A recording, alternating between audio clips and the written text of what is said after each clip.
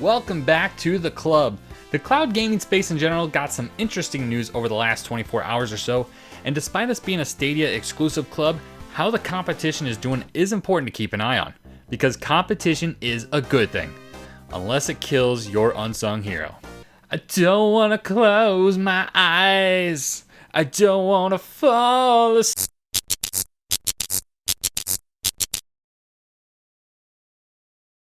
Of course, before we get started, if you are interested in weekly analysis on the latest happenings in the world of Google Stadia, get subscribed today and don't forget to click the bell notification so you know when we drop new content. And while you are clicking things, click the thumbs up so more people find this video like you did. Microsoft is a company built on becoming the best at everything they do. Like every company, they do have a couple fumbles along the way like Windows Mobile and the Zune. And for the record, I preferred the Zune interface and hardware far more than the iPod back in the day. But back on topic, Microsoft entered the home console space in 2001, and in the past, I've likened their entrance into the market to what Stadia has been doing. They've been met with a less than stellar reaction, but hopefully like Microsoft, they become a major player in the years to come in gaming. But Microsoft is doing their best to diversify their way to game on their ecosystem. The Project xCloud beta has been met with generally favorable reviews by those who have used the service. Admittedly, I didn't utilize it to my fullest yet, but I was amazed at the library within it. Granted, it is beta and it's not indicative of what it will actually involve. As for the service itself, it reminded me of the PS4 streaming in that it just felt like I was playing my console in a mobile environment and not improving on anything else in the meantime, whether it was visuals or load times. Before we stray off topic too much though, the only way to enjoy the xCloud beta has been through Android devices, much like Stadia's current offerings through the Google Pixel only and the slow soft rollout to other Android devices. The Apple App Store is a logistical nightmare for companies to navigate through, which for Microsoft's biggest market, the United States, can be an issue.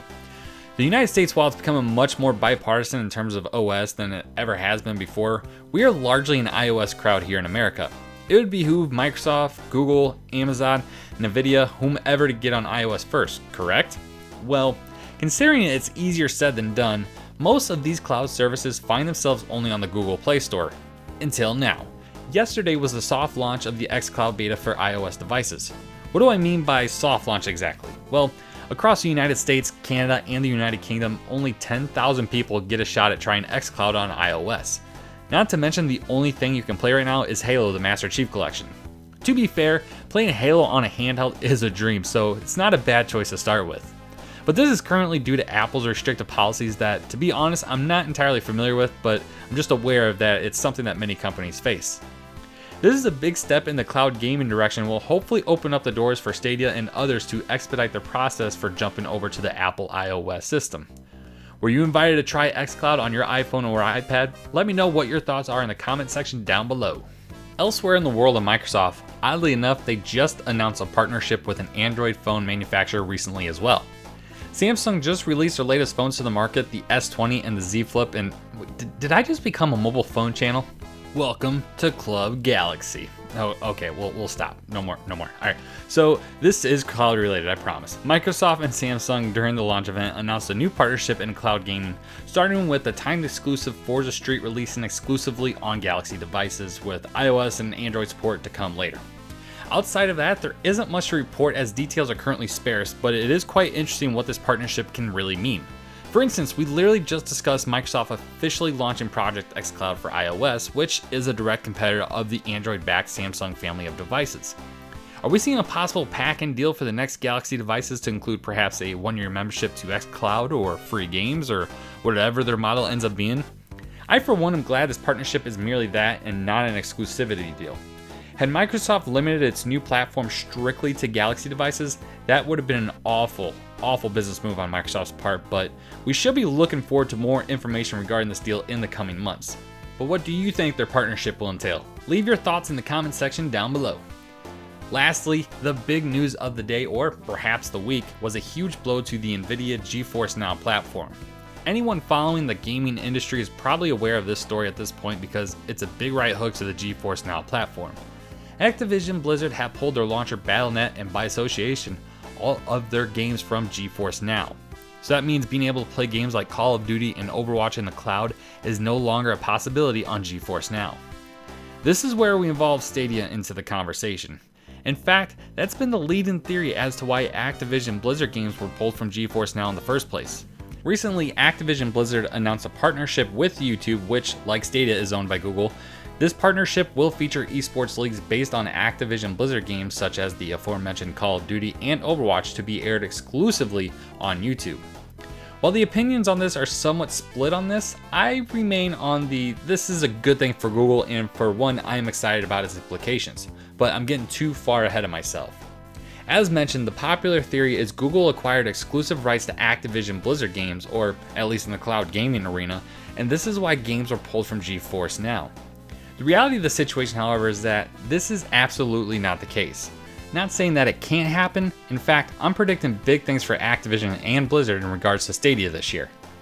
The general consensus here is that they're going to see what YouTube can do. They're going to see what Stadia can do for the platform, and they're going to see that, man, all you have to do is hit play now, watching Overwatch, and you can jump into Overwatch right from YouTube, right from watching their video. And if you click buy now on the YouTube page, of course, you're going to get a cut from that. And you might get a cut from the YouTube revenue side of things, and you might get a cut from just the game developer side of things. So this is an attractive thing for developers, having that play and buy now button underneath every video pertaining to Overwatch or Call of Duty.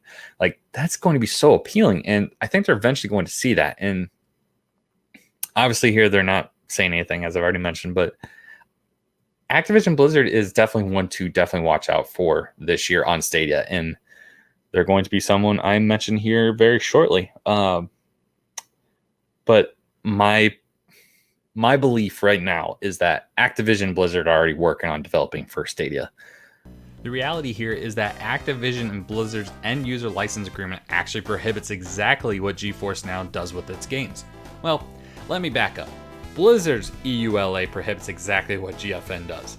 Under the license limitation section of the Blizzard EULA reads the following: cloud computing. Use the platform, including a game, in connection with any unauthorized third-party cloud computing services, cloud gaming services, or any software or service designed to enable the unauthorized streaming or transmission of game content from a third-party server to any device. This wasn't a problem for Blizzard until after the official launch of GeForce Now, which may have played a part in it since GeForce Now was now making money off this venture.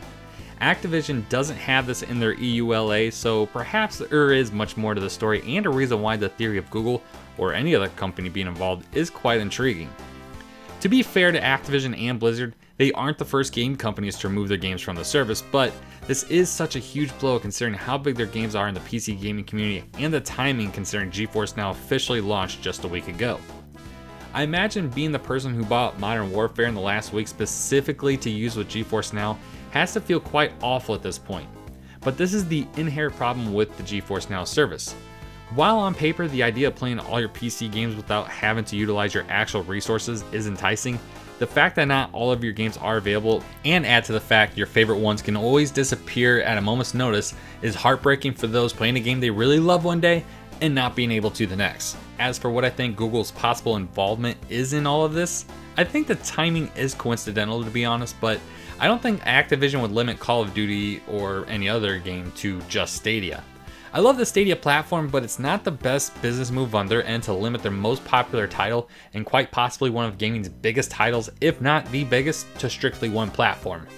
Even if we are talking about exclusivity in the cloud gaming arena, I think that's still a poor move on Activision's part. Depending on xCloud's and the unannounced lack of detailed Amazon game streaming services model, those are two platforms a game like Call of Duty could reach an audience as well. Unless Google pulled up to Activision's house with trucks literally filled with money as far as the eye can see, don't expect some kind of exclusivity between the two. But I'm still of the belief Activision and Blizzard is developing for Stadia at this point, we just don't know yet. But enough of what I think, what do you think? Do you believe Google had something to do with the Battle.net client leaving GeForce Now, or something else at play? Let me know in the comment section down below, and of course, don't forget to like this video and get subscribed so more people can find this video like you did. Once again, we will be streaming our Mortal Kombat 11 tournament live on February 15th at 8 p.m. Central Standard Time during Stadia Super Saturday right here at Club Stadia. You can still enter the tournament until 11:59 p.m. Central Standard Time, February 13th. Link to that entry form is in the description, so get on it. If we get up to 24 people, as I mentioned in my last video, we'll open up the field to a bigger audience, obviously, from 16 to 24.